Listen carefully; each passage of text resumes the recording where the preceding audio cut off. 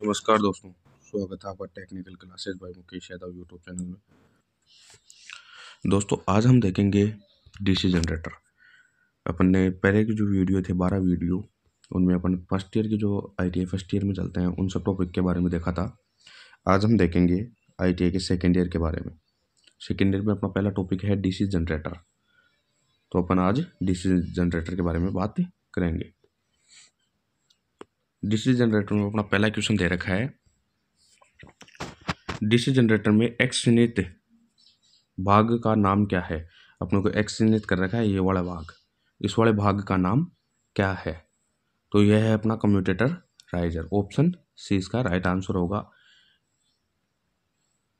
ये कटे हुए हैं कम्यूटेटर खंड। अगला क्वेश्चन देखो, डीसी शंट जनरेटर का नाम क्या है। अपने को एक शंट जनरेटर दे रखा है जिसका अपने को चित्र दिखा रखा है, उस चित्र का नाम क्या है, वो कौन सा डीसी का शंट जनरेटर है। देखो इसमें फील्ड वाइंडिंग है वो लगी हुई है और उसके साथ में लगी हुई है अपनी series field winding. Field winding का जो सिंबल है वो इस साइड जा रहा है और सीरीज फील्ड वाइंडिंग का अंदर की साइड, मतलब जो मेन मुख्य फील्ड वाइंडिंग है उसका विरोध कर रहा है।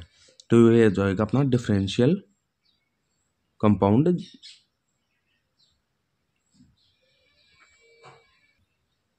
ये हो जाएगा अपना differential long shunt compound generator. Option A इसका राइट आंसर होगा। अगला क्वेश्चन देखो, डीसी जनरेटर में प्रेरित ईएमएफ की दिशा ज्ञात करने के लिए किस नियम का प्रयोग किया जाता है।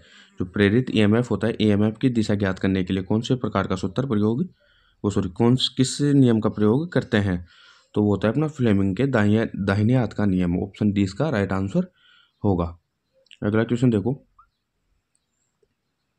डीसी जनरेटर में ये उत्पन्न ईएमएफ की गणना करने के लिए किस सूत्र का प्रयोग किया जाता है। जो डीसी जनरेटर होता है उसमें ईएमएफ जनरेट होता है, ईएमएफ जनरेट की गणना करने के लिए कौन से सूत्र का प्रयोग किया जाता है। तो वो होता है अपना 5Zn/60 इंटू P/A। तो ऑप्शन सी इसका राइट आंसर होगा। अगला क्वेश्चन देखो, ईएमएफ की गणना करने का सूत्र क्या होता है। जो ईएमएफ होता है इलेक्ट्रोमोटिव फोर्स, विद्युत वाहक बल। तो विद्युत वाहक बल ज्ञात करने के लिए कौन से सूत्र का प्रयोग किया जाता है। तो वो होता है अपना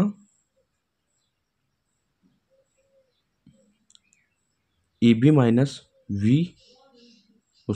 बराबर V माइनस IA.RA। मतलब ऑप्शन सी इसका राइट आंसर होगा। उत्पन्न ईएमएफ उसमें से घटाएंगे टर्मिनल वोल्टेज में से निकालेंगे अपन IA और RA, मतलब जो वो आर्मेचर होता है, आर्मेचर का वोल्टेज ड्रॉप। तो इसका ऑप्शन सी राइट आंसर होगा। अगला क्वेश्चन है, एक्स चिन्हित भाग का नाम क्या है। जो अपने को एक्स चिन्हित भाग कर रखा है, ये वाला एक भाग है उसको चिन्हित कर रखा है, इस भाग का नाम क्या है। तो ये हो जाएगा अपना ऑप्शन डी राइट आंसर होगा, पोल शू। अगला क्वेश्चन देखो, डीसी जनरेटर का नाम क्या है। अपने को एक डीसी जनरेटर दे रखा है, इसमें जो जनरेटर दे रखा है उस जनरेटर का नाम क्या है। तो ये देखो इसमें एक चीज़ देखो, जो फील्ड वाइंडिंग है, फील्ड वाइंडिंग को उत्तेजित करने के लिए अलग से डीसी सप्लाई दी जा रही है और आर्मेचर वाइंडिंग से आउटपुट लिया जा रहा है। तो ये हो जाएगा प्रत्यक्ष उत्तेजित जनित्र या अलग से उत्तेजित जनित्र। ऑप्शन डी इसका राइट आंसर होगा। अगला क्वेश्चन देखो, जनरेटर द्वारा किस ऊर्जा को विद्युत ऊर्जा में परिवर्तित किया जाता है। जो जनरेटर होता है, जनरेटर के द्वारा कौन सी ऊर्जा को विद्युत ऊर्जा में परिवर्तित किया जाता है। तो होती है मैकेनिक ऊर्जा, यांत्रिक ऊर्जा को।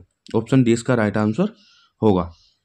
अगला क्वेश्चन है, डीसी जनरेटर फील्ड का नाम क्या है। अपने को एक फील्ड वाइंडिंग दे रखी है, इस फील्ड वाइंडिंग का नाम क्या होता है, या इस फील्ड वाइंडिंग का नाम है वो क्या है। देखो इस वाइंडिंग में जो दोनों हैं, जो चुंबकीय क्षेत्र बने हैं वो दोनों जुड़ने वाले स्वभाव के हैं। तो ये हो जाएगा अपना लघु शंट यौगिक जनरेटर। ऑप्शन ए इसका राइट आंसर होगा। अगला क्वेश्चन है, डीसी जनरेटर का सिद्धांत क्या है। जो डीसी जनरेटर होता है, डीसी जनरेटर कौन से सिद्धांत पर काम करता है। तो फेराडे के विद्युत चुंबकीय प्रेरण के सिद्धांत पर काम करता है डीसी जनरेटर। अगला क्वेश्चन है, गतिशील रूप से प्रेरित ईएमएफ के लिए क्या सूत्र होगा। जो ईएमएफ प्रेरित ईएमएफ होता है उसके लिए अपने को किस प्रकार कौन से सूत्र का प्रयोग करते हैं, तो वो हो जाएगा अपना BLV sine theta volt. Option C इसका राइट आंसर होगा।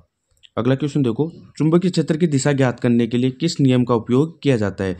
चुंबकीय क्षेत्र होता है, चुंबकीय क्षेत्र की दिशा ज्ञात करने के लिए अपन कौन से प्रकार के जो नियम होता है उस कौन से नियम का प्रयोग करते हैं, तो होता है फ्लेमिंगो के दाहिने हाथ का नियम। क्योंकि डीसी जनरेटर में चुंबकीय क्षेत्र की दिशा, ईएमएफ की दिशा, चालक की विद्युत धारा की दिशा, तो इन सब का ज्ञात करने के लिए अपन किसका प्रयोग करते हैं, फ्लेमिंग के दाहिने हाथ का नियम का प्रयोग करते हैं। अगला क्वेश्चन है, डीसी जनरेटर के भाग का नाम क्या है। अपने को डीसी जनरेटर का एक भाग दे रखा है, उसका नाम क्या है, तो ये बाहर का आवरण है जिस पर वाइंडिंग की जाती है, तो ये हो जाएगा अपना स्टेटर या बॉडी। ये क्या हो जाएगा अपना स्टेटर या बॉडी। अगला क्वेश्चन देखो, 4 पोल डीसी जनरेटर में डुप्लेक्स लैप वाइंडिंग में कितने समांतर पथ होंगे। तो देखो डुप्लेक्स लैप वाइंडिंग होती है, उसमें एक पोल में कितने 2 कार्बन ब्रश लगाए जाते हैं या 2 ब्रश लगाए जाते हैं। तो अपने को 4 पोल दे रखा है, तो 4 पोल में कितने हो जाएंगे 8। तो ऑप्शन सी इसका राइट आंसर होगा 8। अगला क्वेश्चन देखो, डीसी जनरेटर का भाग का नाम बताइए। अपने को एक चित्र दे रखा है, चित्र में जो डीसी जनरेटर का जो भाग दे रखा है उस भाग का नाम क्या है, तो ये हो जाएगा अपना armature laminated core. Option D इसका राइट आंसर होगा। अगला क्वेश्चन देखो, डीसी जनरेटर में इंटरपोल कैसे जुड़े होते हैं।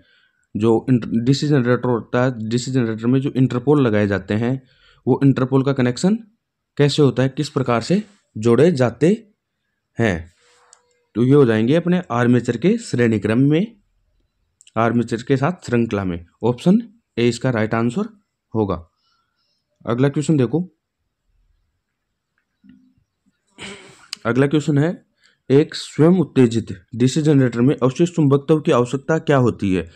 जो अपना स्व उत्तेजित जनित्र होता है, स्व उत्तेजित जनित्र में अवशिष्ट चुंबकत्व की आवश्यकता क्यों होती है, क्या जरूरत होता है। तो देखो उसमें अवशिष्ट चुंबकत्व से क्या होता है, वोल्टेज होता है, वोल्टेज को इंक्रीज किया जाता है, या शुरुआत में चुंबकीय क्षेत्र होता है उसी से ईएमएफ जनरेट होना स्टार्ट होता है, तो उसके लिए अपने को चुंबकीय अवशिष्ट चुंबकत्व की आवश्यकता होती है। तो ऑप्शन ए इसका राइट आंसर होगा, वोल्टेज का निर्माण करने के लिए। अगला क्वेश्चन देखो, अगला क्वेश्चन है, डीसी मशीनों में वे कौन से 2 बिंदु हैं जो ब्रश संपर्क प्रतिरोध को मापते हैं। ऐसे कौन से जो 2 बिंदु होते हैं जो ब्रश का संपर्क होता है उसको मापते हैं, तो वो हो जाएंगे अपने ब्रश और कम्यूटेटर के बीच के प्रतिरोध को। ऑप्शन सी इसका राइट आंसर होगा। अगला क्वेश्चन देखो, किस वोल्टेज ड्रॉप को एक्स के रूप में चिन्हित किया गया है। जो एक्स के रूप में चिन्हित किया गया है ये वाला भाग को, तो ये कौन से प्रकार का वोल्टेज ड्रॉप को चिन्हित किया गया है, तो ये हो जाएगा अपना armature reaction voltage drop. Option C इसका राइट आंसर होगा। अगला क्वेश्चन देखो, कंपाउंड जनरेटर का नाम क्या है यदि शंट फील्ड आर्मेचर के समांतर क्रम में जुड़ी है। यदि शंट फील्ड वाइंडिंग को आर्मेचर के समांतर क्रम में जोड़ते हैं तो कौन से किस प्रकार का कंपाउंड जनित्र बनेगा, तो वो बनेगा अपना शॉर्ट शंट कंपाउंड जनित्र। ऑप्शन डी इसका राइट आंसर होगा लघु शंट यौगिक। अगला क्वेश्चन देखो, क्यों एक डीसी जनरेटर के आर्मेचर कोर पटलित है।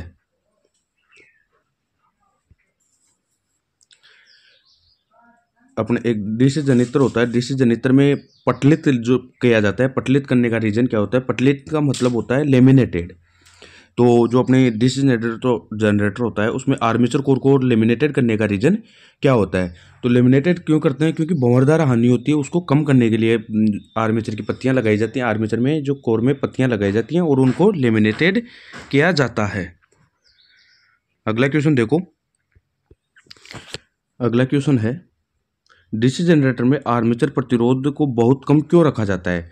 जो डीसी जनरेटर होता है उसमें आर्मेचर का जो प्रतिरोध होता है, प्रतिरोध को कम क्यों रखा जाता है? क्योंकि जो आर्मेचर होता है, आर्मेचर के दौरान जो वोल्टेज ड्रॉप होता है, वोल्टेज ड्रॉप को कम करने के लिए आर्मेचर के प्रतिरोध को कम रखा जाता है। ऑप्शन इस 20 का राइट आंसर होगा। अगला क्वेश्चन देखो, डीसी जनरेटर को घड़ी की दिशा में ही क्यों चलाना चाहिए?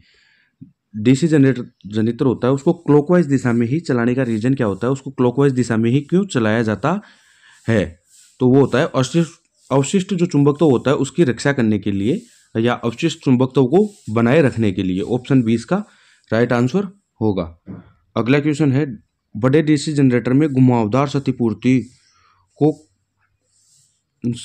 क्यों प्रदान की जाती है? जो घुमावदार क्षतिपूर्ति होती है, मतलब रोटेटिंग जो टॉर्क होता है वो कम क्यों प्रदान की जाती है, या कम प्रदान करने का रीजन क्या होता है? तो आर्मेचर की जो प्रतिक्रिया होती है, आर्मेचर रिएक्शन होता है, आर्मेचर रिएक्शन को बेअसर करने के लिए या कम करने के लिए। ऑप्शन सी इसका राइट आंसर होगा। अगला क्वेश्चन है, डीसी जनरेटर के वोल्टेज का निर्माण करने में विफल होने का कारण क्या होता है? कि कोई भी डीसी जनरेटर है वो अपना वोल्टेज आउटपुट नहीं दे रहा है, तो उसका वोल्टेज आउटपुट नहीं देने का रीजन क्या हो सकता है? तो जो फील्ड प्रतिरोध होता है, फील्ड प्रतिरोध क्रांतिक प्रतिरोध से ऊपर होना, मतलब field resistance above of circle resistance, output resistance के बराबर। तो ऑप्शन सी इसका राइट आंसर होगा। अगला क्वेश्चन है, जनरेटर का नाम क्या है यदि इसका क्षेत्र आर्मेचर के समांतर क्रम में जुड़ा हुआ है? फील्ड वाइंडिंग और आर्मेचर वाइंडिंग दोनों समांतर क्रम में जुड़ी हुई हैं, तो अपने कौन से प्रकार का जनित्र होगा? तो अपना ऑप्शन ए इसका राइट आंसर होगा, शंट जनित्र। अगला क्वेश्चन है, डीसी जनरेटर में पोल शू का उद्देश्य क्या होता है? जो डीसी जनित्र होता है, डीसी जनित्र में पोल शू लगाया जाता है। पोल के नीचे वाला जो भाग होता है उसको बोलते हैं पोल शू। ये होता है पोल, ये वाला भाग होता है पोल, और ये जो नीचे वाला भाग होता है ये होता है पोल शू। तो पोल शू लगाने का रीजन क्या होता है? क्यों लगाया जाता है पोल शू? पोल शू लगाने का रीजन होता है एयर गैप में समान रूप से फ्लक्स को फैलाने के लिए। देखो, पोल शू लगाने के दो रीजन होते हैं। एक तो जो अपनी वाइंडिंग की हुई होती है, वाइंडिंग पोल के बाहर ना आए, क्योंकि यदि अपना अल्टरनेटर होता है वो उसमें आर्मेचर घूमता है, तो उस कंडीशन में क्या वाइंडिंग बाहर आने के चांस रहते हैं। तो वाइंडिंग बाहर नहीं आई, और जो चुंबकीय क्षेत्र है वो चारों तरफ जितने भी एरिया हैं उन सभी एरिया में समान रूप से फैले। तो ऑप्शन डी इसका राइट आंसर होगा। अगला क्वेश्चन देखो, डीसी जनरेटर में स्लिप रिंग का कार्य क्या होता है? जो डीसी जनरेटर होता है, डीसी जनरेटर में स्लिप रिंग लगाई जाती हैं। स्लिप रिंग लगाए जाने का रीजन क्या होता है? क्यों लगाई जाती है स्लिप रिंग? तो धारा को एक ही दिशा में एकत्रित करने का काम करता है। मतलब जो स्लिप रिंग होता है, स्लिप रिंग को अपन कम्यूटेटर बोलते हैं। क्या बोलते हैं? कम्यूटेटर। कम्यूटेटर क्या होता है? धारा को एक ही दिशा में फॉरवर्ड करता है, पॉजिटिव को पॉजिटिव में और नेगेटिव को नेगेटिव में ही फॉरवर्ड करता है। तो धारा को एक दिशा में एकत्रित करने का काम करता है। ऑप्शन बी इसका राइट आंसर होगा। अगला क्वेश्चन है, जनरेटर में ब्रश बनाने के लिए किस सामग्री का प्रयोग किया जाता है? जो डीसी जनित्र होता है या जनित्र होता है, जनित्र में जो ब्रश बनाई जाती है वो कौन सी धातु की बनाई जाती है? तो वो होता है अपना कार्बन और ग्रेफाइट का मिश्रण होता है, उससे अपने कार्बन जो ब्रशें बनाई जाती हैं। तो इसका ऑप्शन बी इसका राइट आंसर होगा, ग्रेफाइट और कार्बन। अगला क्वेश्चन देखो, डीसी जनरेटर अपने अवशिष्ट चुंबकत्व खो देते हैं। डीसी जनित्र होता है वो अवशिष्ट चुंबकत्व किस कंडीशन में खोता है? तो वो होता है अपने रोटेशन की दिशा यदि बदलती रहती है, अक्सर रोटेशन जो घुमाव क्लॉकवाइज और एंटी क्लॉकवाइज दोनों साइड से अपन यदि उसको घुमाएंगे तो उस कंडीशन में क्या हो जाएगा, रोटेशन की दिशा बदलेगी तो डीसी जनरेटर अपना अवशिष्ट चुंबकत्व खो देगा। ऑप्शन डी इसका राइट आंसर होगा। अगला क्वेश्चन है, एक जनरेटर में योक और ध्रुव के मध्य चुंबकीय सर्किट कैसे पूरा होता है? योक मतलब बॉडी, और जो ध्रुव होते हैं उनके मध्य में जो चुंबकीय क्षेत्र का सर्किट है वो पूरा किस प्रकार से होता है? तो होता है आर्मेचर कोर के द्वारा। क्योंकि दोनों के बीच में जो अपने पोल होते हैं, पोल के बीच में क्या होता है, आर्मेचर होता है। तो आर्मेचर से होते हुए नॉर्थ पोल से साउथ पोल की ओर चुंबकीय क्षेत्र बहता है, तो आर्मेचर कोर। ऑप्शन 20 का राइट आंसर होगा। अगला क्वेश्चन है, डीसी शंट जनरेटर में लोड बढ़ने पर टर्मिनल वोल्टेज कम क्यों हो जाता है। लोड, डीसी जनरेटर होता है शंट जनरेटर, उसमें यदि लोड को बढ़ाया जाता है, लोड बढ़ने पर टर्मिनल वोल्टेज है वो क्या हो जाता है, कम हो जाता है। तो वो कम होने का रीजन क्या होता है, या कम क्यों होता है।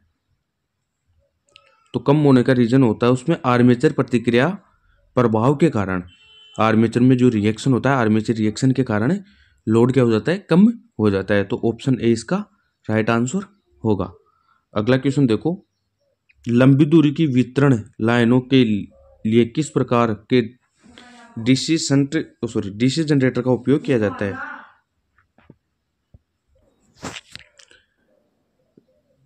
किस प्रकार के जनित्र का प्रयोग किया जाता है, जो लंबी दूरी की लाइनें होती हैं उसमें किस प्रकार के डीसी शंट जनित्र का प्रयोग किया जाता है। तो होता है कम्युलेटिव कंपाउंड जनित्र।